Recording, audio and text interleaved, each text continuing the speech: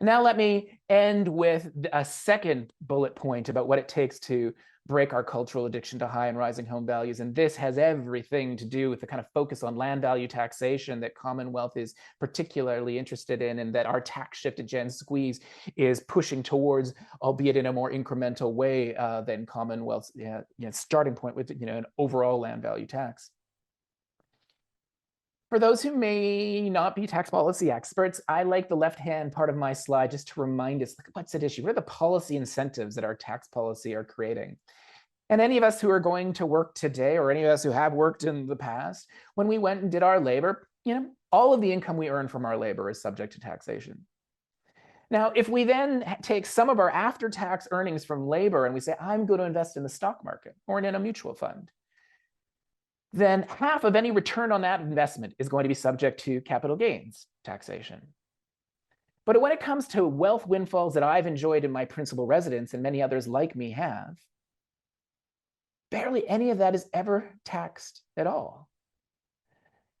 And so we create this home ownership tax shelter that then inclines Canadians to think, oh, a good way to make an after-tax investment return is to do it through housing. And it just fuels that cultural addiction to high and rising home values. And I've already showcased for you that after adjusting for inflation, over a generation, we have seen that the value of homes have gone up by over $3 trillion. And that's in principal residence, all of which is largely sheltered from taxation. At a moment when we do have an aging population that has needs, when you have a younger population that is facing so much economic vulnerability, when we're running deficits, even when we are not in a recession.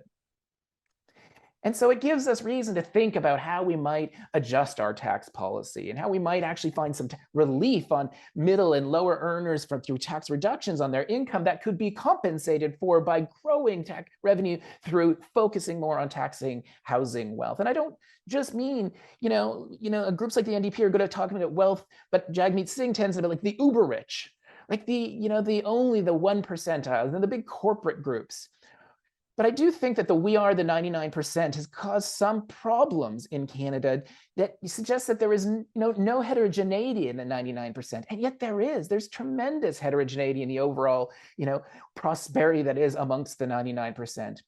And so with colleagues at GenSqueeze, the University of Calgary, the University of Victoria, the Cooperative Housing Federations in BC and elsewhere, nonprofit housing associations, the University of Montreal, other NGOs, tax groups, policy groups, we put together a proposal that would add some progressivity to property taxation at the provincial and/or federal level. And the idea is that we would focus on the value of homes above $1 million. And we would add a modest surtax that would kick in and very modestly between 1 and 1.5 million, slightly less modestly between 1.5 and 2 million, and then a little more, but still relatively modestly after $2 million. Very importantly, you should know that we are not proposing a capital gains tax. And if anyone's interested in this, I can talk about why I don't think capital gains taxation of principal residences actually gets at the root issues of intergenerational tensions in our housing system.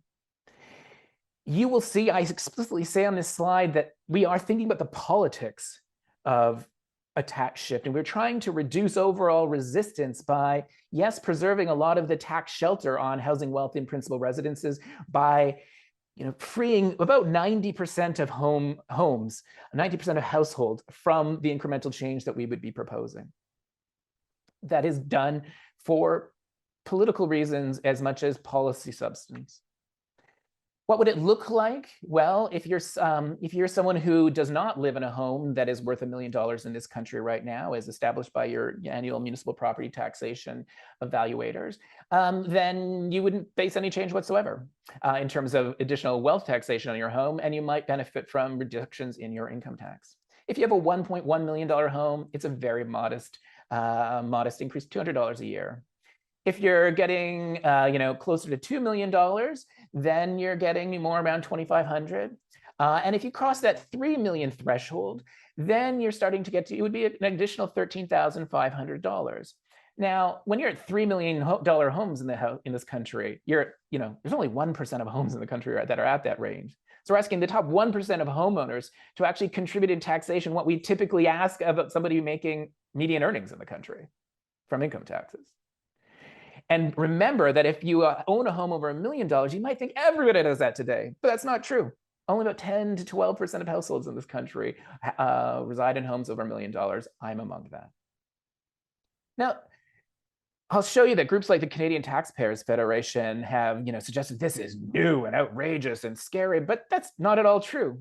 We're all used to, if you're a homeowner, already paying property tax annually. Indeed, we would be allowing those who are in homes over $1 million, if they don't want to pay the annual tax right now, they could defer it until the sale of the home when more liquidity in that asset becomes available, and they would just do so at a modest interest rate. And anyone who is actually got a home that's for rental purposes, they would be exempted entirely, because we do want to be incentivizing rental housing, especially though purpose-built rental housing. Our estimates show that we would be generating about $5 billion a year with this incremental approach, which could definitely build 150,000 permanently affordable rentals in co-ops a year. Or it could be contributing more to income tax cuts, or boosting the portable renters benefit that was created as part of the National Housing Strategy more recently. And more generally, what we're saying is it's time. It is time to ask the 10% of Canadians owning the most valuable housing to tolerate a moderate price on housing inequity in order to demonstrate allegiance to the Canadian dream that a good home should be in reach for what hard work can earn, whether that's a home in rental, whether that's a home in co-op, whether that is an owner or some other tenure.